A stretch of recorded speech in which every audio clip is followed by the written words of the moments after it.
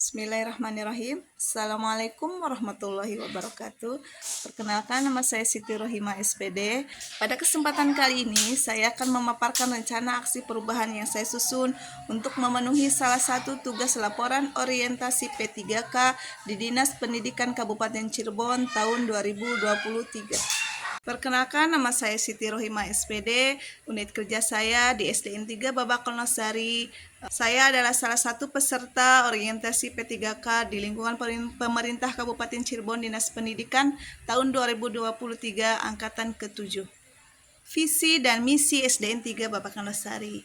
Visi sekolah kami yaitu terwujudnya peserta didik yang religius, mandiri, kreatif, inovatif, dan peduli terhadap lingkungan sesuai dengan profil pelajar Pancasila. Misi SDN 3 Babakan Losari. Yang pertama yaitu mewujudkan nilai-nilai keimanan dan ketakwaan terhadap Tuhan Yang Maha Esa. Kedua, meningkatkan kualitas pendampingan dengan pembelajaran inovatif dan kreatif. Yang ketiga yaitu menumbuh kembangkan potensi, bakat, dan minat peserta didik sesuai dengan karakteristik peserta didik. Dan yang keempat yaitu menumbuhkan semangat nasionalisme dan berwawasan lingkungan. Struktur organisasi SDN 3 Babakan Losari. Kepala Sekolah AF Abdul Rahman SPD SD. Guru kelas 1 saya sendiri Siti Rohima SPD. Guru kelas 2 Ayu Yanti Wijaya SPD. Guru kelas 3 Dewi Sinta Purnamasari SPD. Guru kelas 4 Dede Aristriatna SPD. Guru kelas 5 Jessica Osi Widaranti SPD. Guru kelas 5 Iis Kartikasari SPD. Guru PAI Rizky Oktaviani SPD. Dan guru PJOK yaitu Bapak Maman Nurjaman SPD. Latar belakang penyusunan rencana aksi. Fakta pertama, menurut UNESCO menyebutkan bahwa Indonesia menempati urutan kedua dari bawah soal literasi di dunia. Artinya, minat baca sangat rendah. Menurut data UNESCO, minat baca masyarakat Indonesia sangat memprihatinkan. Hanya 0,001%. Artinya, dari 1.000 orang Indonesia, cuma 1 yang rajin membaca. Yang kedua, menurut Kepala Balai Bahasa Provinsi Jawa Barat yaitu Ibu Herawati mengungkapkan bahwa 18 kabupaten dan 3 kota di Jawa Barat kondisinya masih di level 1, termasuk Kabupaten Cirebon.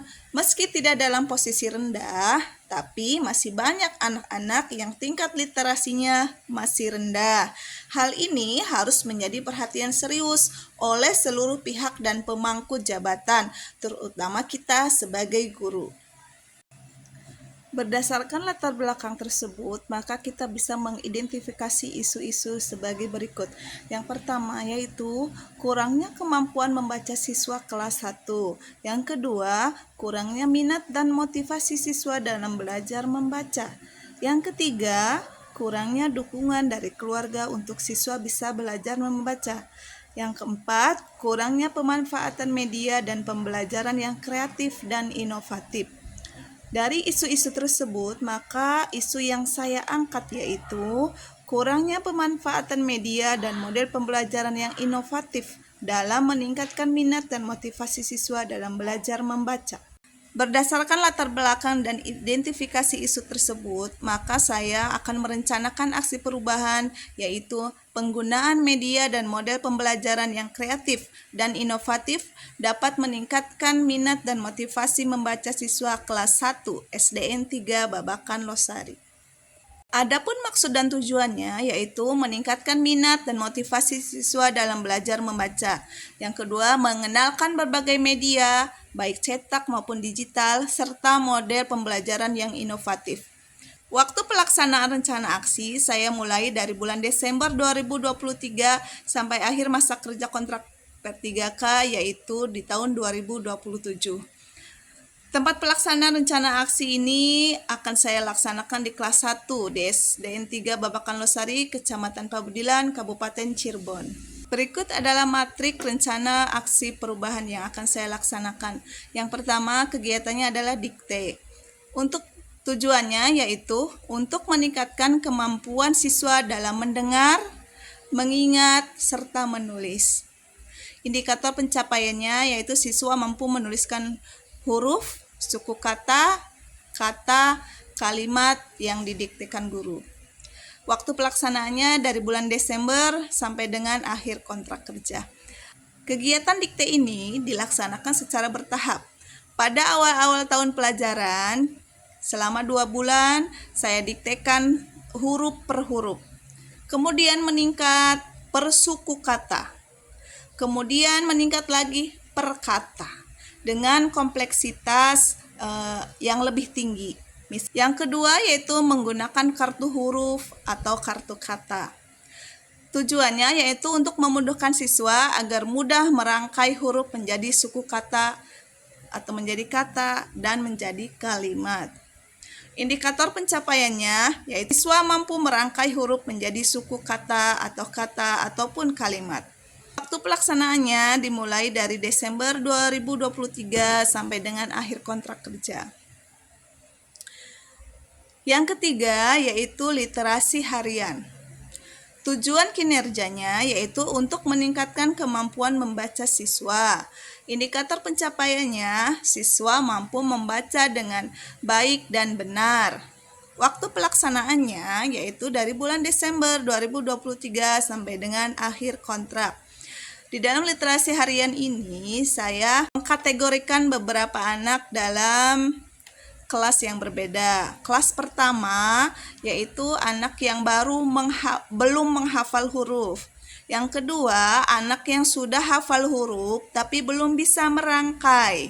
Yang ketiga, anak sudah bisa merangkai huruf tapi masih terbata-bata dan belum lancar membaca. Yang keempat yaitu siswa yang sudah lancar membaca. Kegiatan ini dilaksanakan setiap hari, entah itu di awal sebelum pembelajaran, ketika istirahat, ataupun setelah jam pelajaran selesai. Yang keempat yaitu kegiatan bermain kata atau yang saya singkat dengan berkat. Tujuan kinerjanya yaitu meningkatkan minat dan kemampuan siswa untuk membaca. Indikator pencapaiannya yaitu siswa mampu menggunakan media game untuk meningkatkan kemampuan membaca. Waktunya yaitu Januari 2024 sampai dengan akhir kontrak. Pada kegiatan bermain kata ini, kita bisa memanfaatkan berbagai media, baik media cetak maupun media digital. Dengan menggunakan permainan ini, pembelajaran membaca menjadi lebih menyenangkan dan itu akan sangat disukai oleh anak-anak, terutama untuk anak-anak kelas 1. Sebagai penutup, dengan adanya terobosan atau inovasi pembelajaran di sekolah, yaitu melakukan rencana aksi perubahan yang diharapkan dapat meningkatkan kualitas pendidikan, mengatasi isu-isu atau permasalahan di sekolah, sehingga menciptakan iklim akademik yang kondusif dan membentuk pembelajar yang terampil, cerdas, kreatif, mandiri, dan bertakwa kepada Tuhan Yang Maha Esa. Sekian pemaparan dari saya. Terima kasih banyak atas perhatiannya dan mohon maaf atas segala kekurangan. Wabillahi taufiq wal hidayah. Wassalamualaikum warahmatullahi wabarakatuh. Guru hebat, guru kreatif, Indonesia maju.